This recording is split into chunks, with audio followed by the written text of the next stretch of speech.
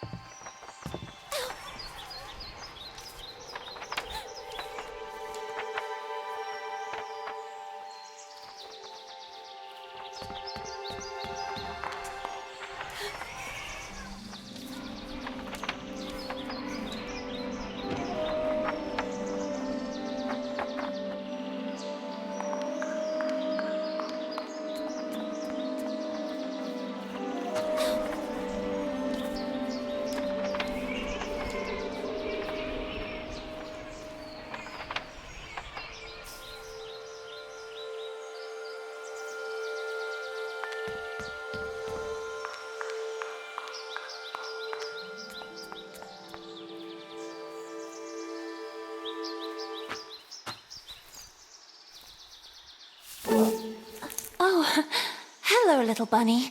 That letter is mine. Could you? The sweet, bespectacled bunny ignored the little girl and took the letter with them.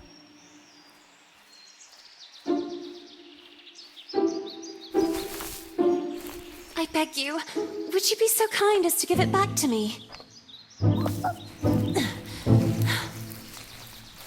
The little girl began to get impatient.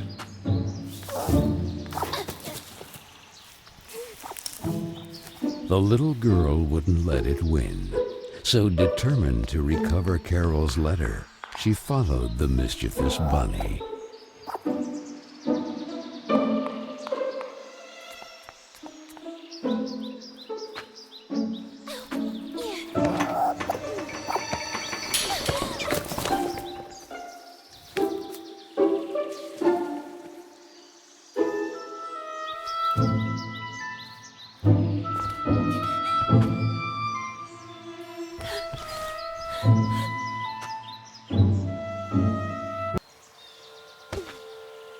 What place is this?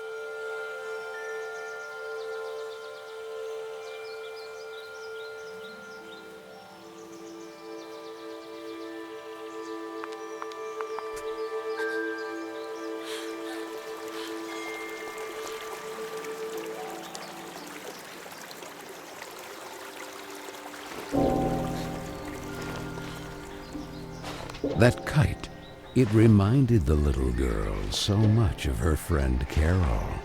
So free and graceful, yet tormented, as if by adverse currents, by the other girls at Bunny Hall. Oh, and who would you be? Have you perhaps seen a bespectacled bunny? Even the owl ignored her question and just stood there, staring at her, with those eyes, red like blood. But the little girl had no time to waste. She had to track down the bunny, and so she began to follow in its tracks.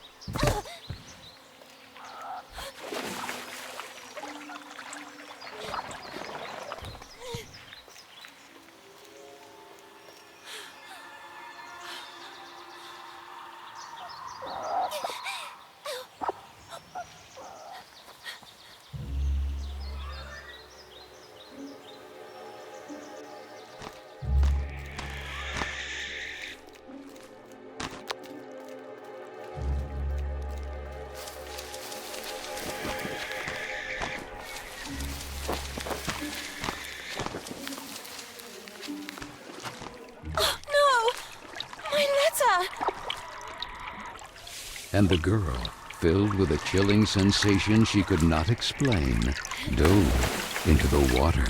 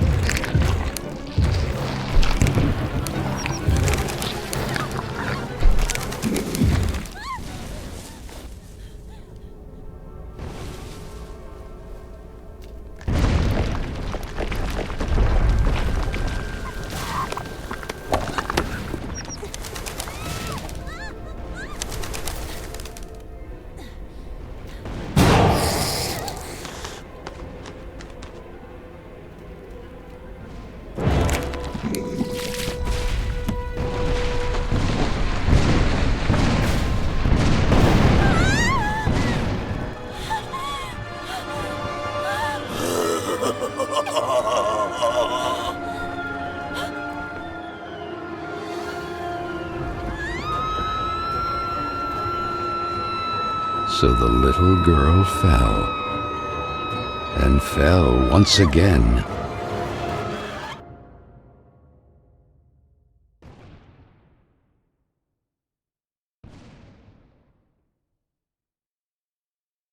And while the man with the tar hat stood grinning, her thoughts drifted to that mysterious figure in the window of Bunny Hall, who silently stood watching her as she was swallowed up in her abyss. And this is how our story begins. A letter, a roar, then a daring plunge, and a little girl, too small and inadequate for that world of ash, tar, and coal of which she was a part. Miss Benton, I am pleased to note that my voice is so soft that it encourages restful sleep in class. Would you be so kind as to share your wisdom on today's topic with your fellow classmates? There was a man made of tar, an owl, and a bunny with glasses. Such impertinence. Home economics, ladies' etiquette. Chapter 9. Be always beautiful, perfumed, and impeccable. All of you young women of today are privileged to witness the deeds of the great men of your era. The grand discoveries, the phenomenon of industrialization, progress.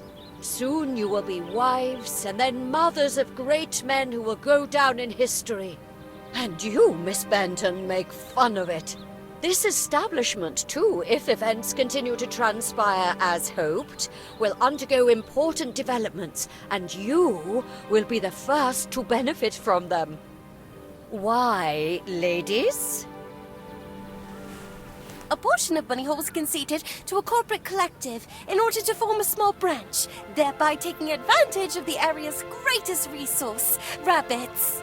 This will not only bring new luster to the estate in this region, but also new jobs. Very good, Miss Vicky Trant. At the very least, Lana has grasped the rabbit matter. In this regard, our dear Frank reminds us that it is strictly forbidden to venture beyond the walls of the park. The disinfestation work will resume tonight after the strong winds of recent weeks. Remember, not to be overwhelmed by the explosions. It's all perfectly normal. The soil is blasted with charges and the rabbits forced out of their burrows. Who did it?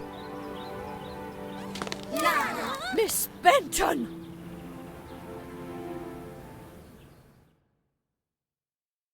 I'm weary of you, miss. Ungrateful, arrogant troublemaker.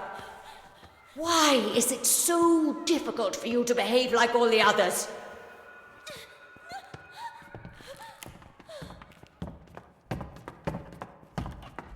The clock is ticking furiously, and you are a woman now.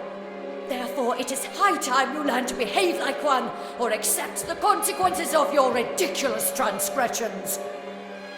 You will help Miss Mildred with the chores. When you are done, ring the bell, and you will be allowed to return to your accommodation. But until then, don't even dream of leaving this place.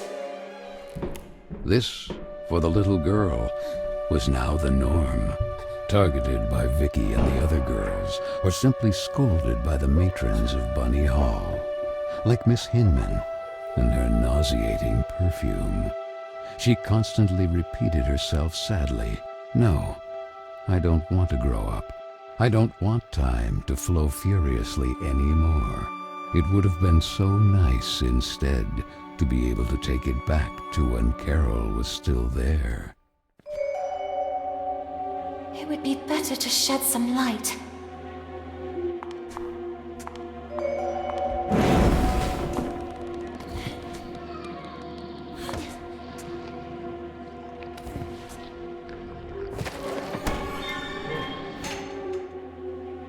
Where the heck did the broom go? Oh, here it is. Better get to work.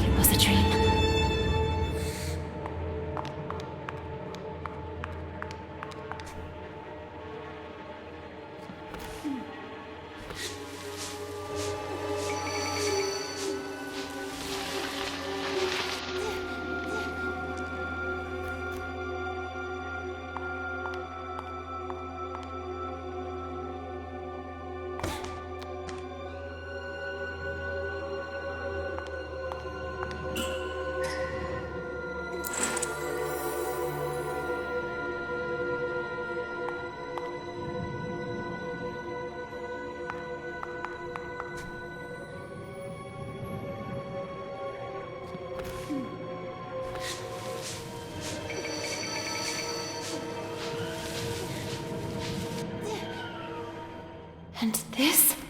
Where did this come from?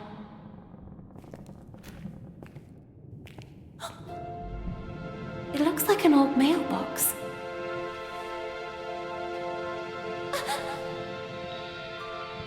Oh, maybe I'm still dreaming. Who is there? So I really am dreaming. What's this?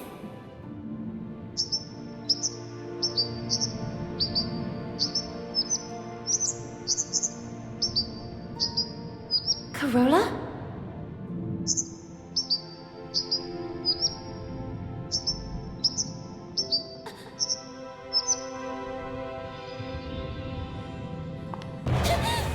Who are you? Stop!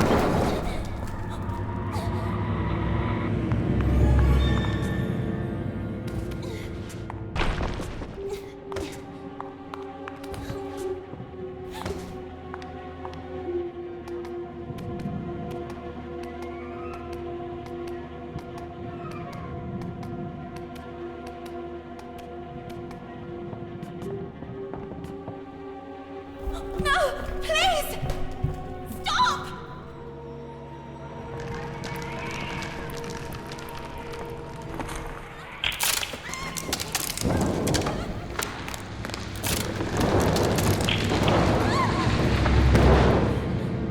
Strange things are happening down here. No! I won't stay here a moment longer!